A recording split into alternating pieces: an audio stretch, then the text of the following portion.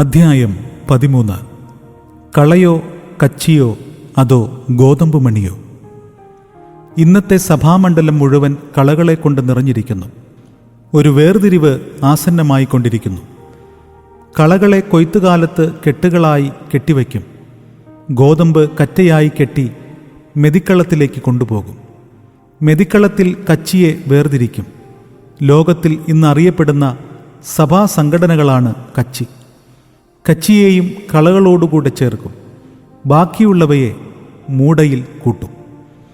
നന്നായി ഉണങ്ങിയതിനു ശേഷം വീശുമുറവുമായി വന്ന് പതിരിനെ പാറ്റിക്കളയുകയും കെടാത്ത തീയിലിട്ട് ചുട്ടുകളയുകയും ചെയ്യും. നിറഞ്ഞ ഗോതമ്പ് മണികളെ കർത്താവ് മണിയറയിലേക്ക് കൊണ്ടുപോകും. ക്രിസ്തീയ പോരാട്ടത്തിൻ്റെ വിവിധ വശങ്ങളെക്കുറിച്ച് നാം ചിന്തിച്ചുകൊണ്ടിരിക്കുകയാണല്ലോ. അടുത്തതായി വിചിന്തനം ചെയ്യുന്നത് പിശാചിനോടുള്ള പോരാട്ടത്തെക്കുറിച്ചാണ്. ഒടുവിൽ കർത്താവിലും അവൻ്റെ അമിതബലത്തിലും ശക്തിപ്പെടുവിൻ. പിശാചിൻ്റെ തന്ത്രങ്ങളോട് എതിർത്ത് നിൽപ്പാൻ കഴിയേണ്ടതിന് ദൈവത്തിൻ്റെ സർവായുധവർഗം ധരിച്ചുകൊള്ളുവീൻ. നമുക്ക് പോരാട്ടമുള്ളത് ജഡരക്തങ്ങളോടല്ല, വാഴ്ചകളോടും അധികാരങ്ങളോടും ഈ അന്ധകാരത്തിൻ്റെ ലോകാധിപതികളോടും സ്വർലോകങ്ങളിലെ ദുഷ്ടാത്മസേനയോടുമത്രേ. അതുകൊണ്ട് നിങ്ങൾ ദുർദിവസത്തിൽ എതിർപ്പാനും സകലവും സമാപിച്ചിട്ട് എതിർത്തു നിൽപ്പാനും കഴിയേണ്ടതിന് ദൈവത്തിൻ്റെ സർവായുധവർഗം എടുത്തുകൊള്ളുവിൻ. നിങ്ങളുടെ അരയ്ക്ക് സത്യം കെട്ടിയും നീതി എന്ന കവചം ധരിച്ചും സമാധാന സുവിശേഷത്തിനായുള്ള ഒരുക്കം കാലിന് ചെരിപ്പാക്കിയും എല്ലാറ്റിനും മീതെ ദുഷ്ടന്റെ തീയമ്പുകളെയൊക്കെയും കെടുക്കുവാൻ തക്കതായ വിശ്വാസം എന്ന പരിചയെടുത്തും കൊണ്ടും നിൽപ്പിൻ. രക്ഷയെന്ന ശിരസ്ത്രവും ദൈവവചനം എന്ന ആത്മാവിൻ്റെ വാളും കൈക്കൊള്ളുവിൻ. സകല പ്രാർത്ഥനയാലും ഏതു നേരത്തും ആത്മാവിൽ പ്രാർത്ഥിച്ചും അതിനായി ജാഗരിച്ചും കൊണ്ട് സകല വിശുദ്ധന്മാർക്കും എനിക്കും വേണ്ടി പ്രാർത്ഥനയിൽ പൂർണ്ണ സ്ഥിരത കാണിപ്പിൻ. എഫേസ്യ ലേഖനം 6:18 മേൽപ്പറഞ്ഞ ഭാഗത്ത് പിശാചിനോട് എതിരിടുവാൻ വിശ്വാസികൾ കരുതേണ്ട ചില കാര്യങ്ങളെക്കുറിച്ചും ഒരുക്കത്തെക്കുറിച്ചുമെല്ലാം നാം മനസ്സിലാക്കേണ്ടിയിരിക്കുന്നു. താഴെ പറയുന്ന വസ്തുതകൾ അതിന് നമുക്ക് ആവശ്യമാണ്. 1. കർത്താവിലും അവൻ്റെ അമിതബലത്തിലും ശക്തിപ്പെടുവാൻ കഴിയണം. 2. പിശാചിൻ്റെ തന്ത്രങ്ങളെക്കുറിച്ച് അറിവ് ലഭിച്ചിരിക്കണം. 3. ധരിക്കേണ്ടതും ഉരിഞ്ഞുകളയുവാൻ പാടില്ലാത്തതുമായ 3 ആയുധങ്ങളെക്കുറിച്ചുള്ള വിശദമായ അറിവുണ്ടായിരിക്കേണ്ടത് ആവശ്യമാണ്. 4. കൈക്കൊള്ളേണ്ട ആയുധങ്ങളെക്കുറിച്ചും വിവരമുണ്ടായിരിക്കണം. 5. പ്രാർത്ഥനയിൽ പോരാടി ജയിക്കണം.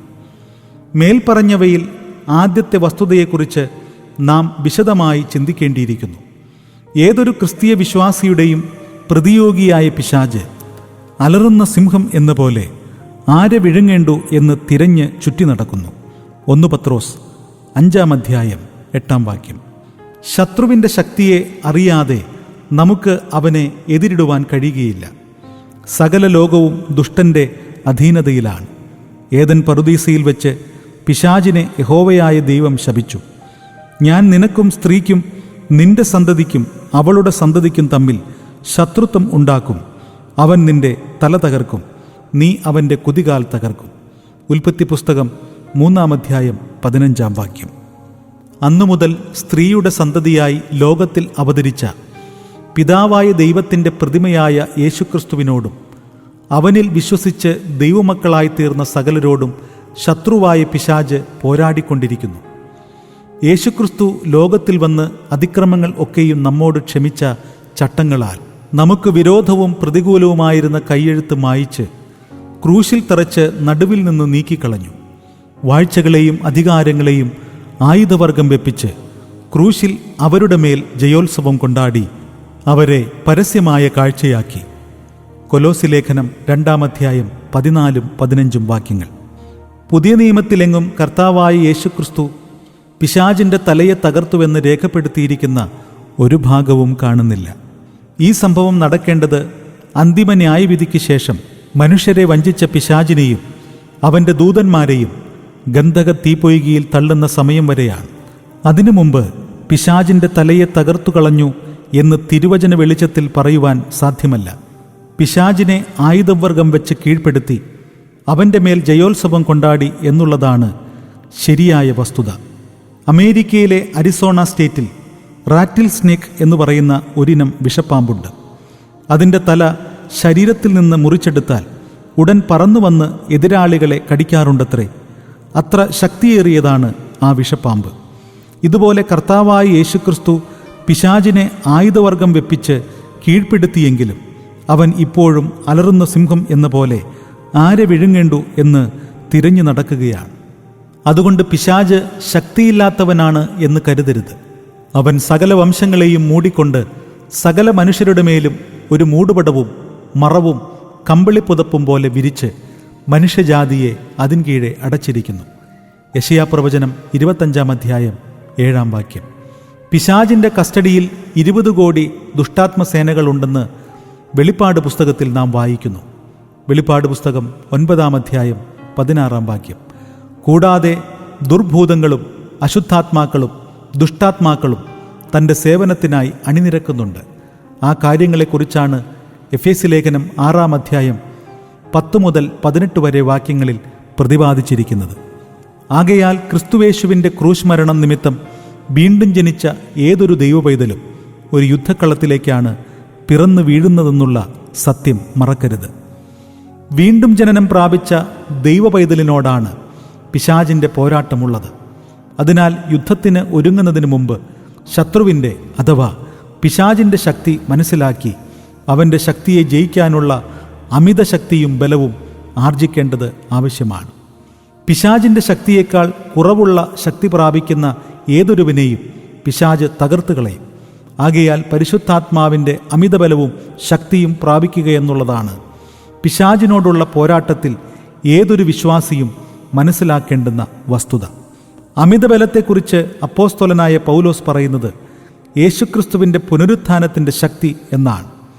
റോമൻ കൈസറുടെയും പിശാചിൻ്റെയും അവൻ്റെ സൈന്യത്തിൻ്റെയും ബന്ധനത്തെ ഭേദിച്ചുകൊണ്ട് 3-ാം നാൾ ഉയർത്തെഴുന്നേറ്റ യേശുക്രിസ്തുവിൻ്റെ ശക്തി തന്നെ നാം പ്രാപിക്കണം.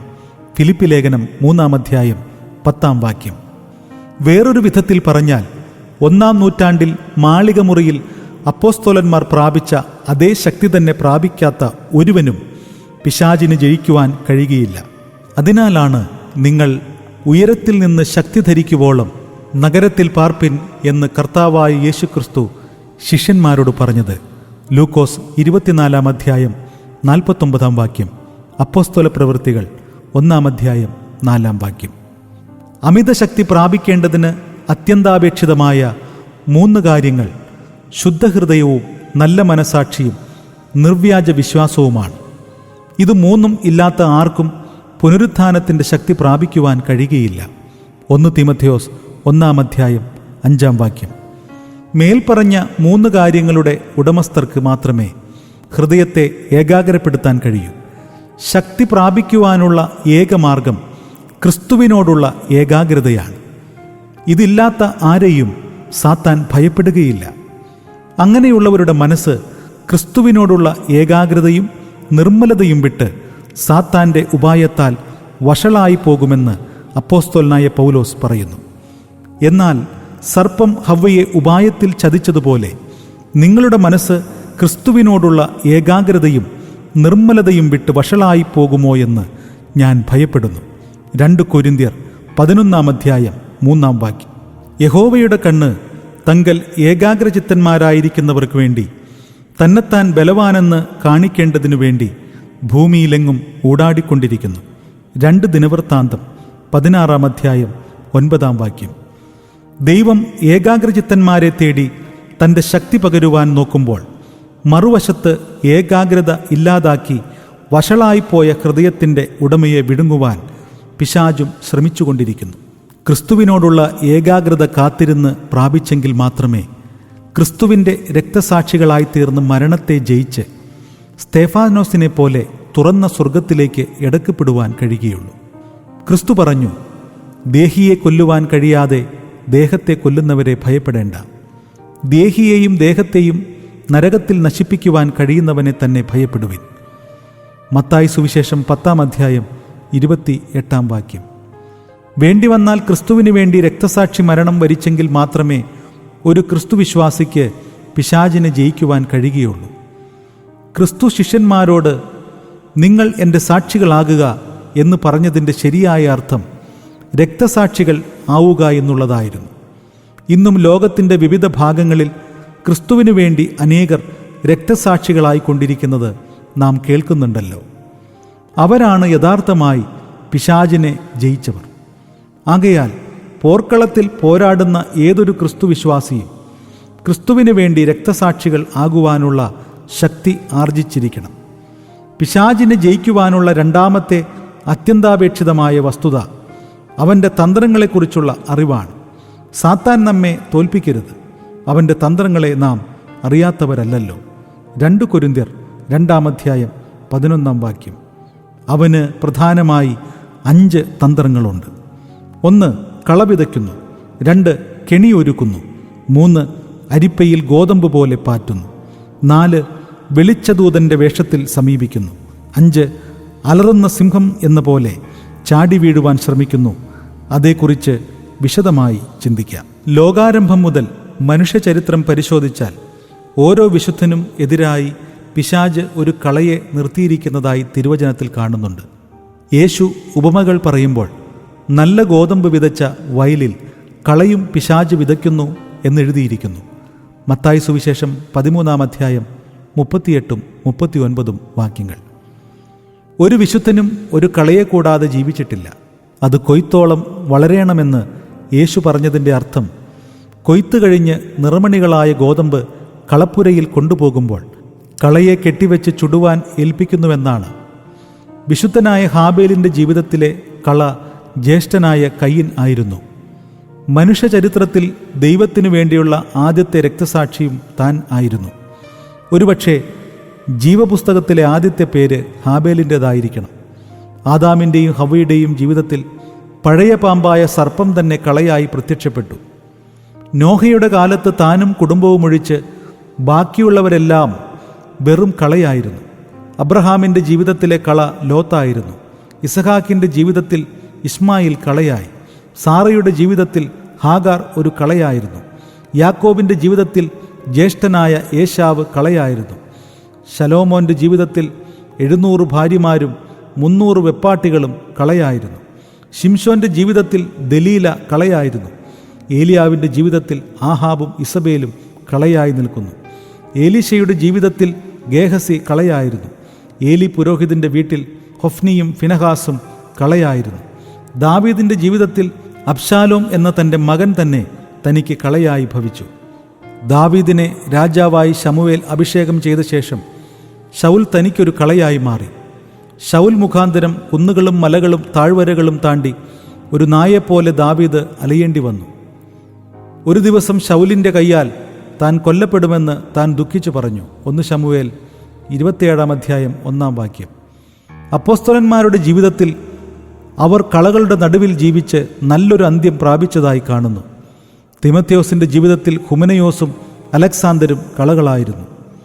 യോഹന്നാൻ അപ്പോസ്തലൻ്റെ ജീവിതത്തിൽ ദിയോത്രേഫസ് ഒരു കളയായിരുന്നു. കർത്താവിൻ്റെ ശിഷ്യന്മാരുടെ കൂട്ടത്തിൽ യൂദ ഒരു കളയായിരുന്നു. ഇന്ന് ഈ തലമുറയിൽ ജീവിക്കുന്ന ഏതൊരുവനും കളകളുടെ നടുവിലാണ്. ഒരുപക്ഷെ അയൽവാസിയായിരിക്കാം, അല്ലെങ്കിൽ കൂട്ടു സഹോദരനായിരിക്കാം.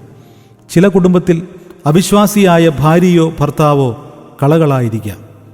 ഇന്നത്തെ സഭാമണ്ഡലം മുഴുവൻ കളകളെ കൊണ്ട് നിറഞ്ഞിരിക്കുന്നു. ഒരു വേർതിരിവ് ആസന്നമായിക്കൊണ്ടിരിക്കുന്നു. കളകളെ കൊയ്ത്തുകാലത്ത് കെട്ടുകളായി കെട്ടിവെക്കും. ഗോതമ്പ് കറ്റയായി കെട്ടി മെതിക്കളത്തിലേക്ക് കൊണ്ടുപോകും. മെതിക്കളത്തിൽ കച്ചിയെ വേർതിരിക്കും. ലോകത്തിൽ ഇന്നറിയപ്പെടുന്ന സഭാ സംഘടനയാണ് കച്ചി. കച്ചിയെയും കളയോടുകൂടെ ചേർക്കും. ബാക്കിയുള്ളവയെ മൂടയിൽ കൂട്ടും. നന്നായി ഉണങ്ങിയതിന് ശേഷം വീശുമുറവുമായി വന്ന് പതിരിനെ പാറ്റിക്കളയുകയും കെടാത്ത തീയിലിട്ട് ചുട്ടുകളയുകയും ചെയ്യും. കളയെയും കച്ചിയെയും അതിലിട്ട് ദഹിപ്പിക്കും. നിറഞ്ഞ ഗോതമ്പ് മണികളെ കർത്താവ് മണിയറയിലേക്ക് കൊണ്ടുപോകും. സ്നേഹിത, നീ നിറഞ്ഞ ഗോതമ്പ് മണിയോ അതോ കച്ചിയോ പതിരോ? ഇന്നത്തെ ഓഡിയോ ബുക്ക് ICPF ആന്തത്തോടുകൂടി അവസാനിക്കുന്നു. അടുത്ത എപ്പിസോഡിൽ വീണ്ടും കാണാം. ദൈവം നിങ്ങളേവരെയും അനുഗ്രഹിക്കട്ടെ.